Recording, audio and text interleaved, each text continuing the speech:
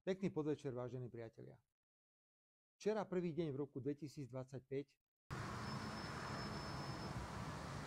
V utorok sa vládna delegácia zúčastní na rokovaniach v Bruseli, kde ukrajinskí politici mali drzosť sťažovať sa na nás, že sme pripravení prijať recipročné opatrenia, napríklad v podobe zastavenia dodávok elektriny na Ukrajinu. Po návrate delegácie z Bruselu zvolám koaličnú radu, potom vládu a budeme rokovať, aké opatrenia príjmeme, aby sme adekvátne reagovali na sabotáž prezidenta Zelenského.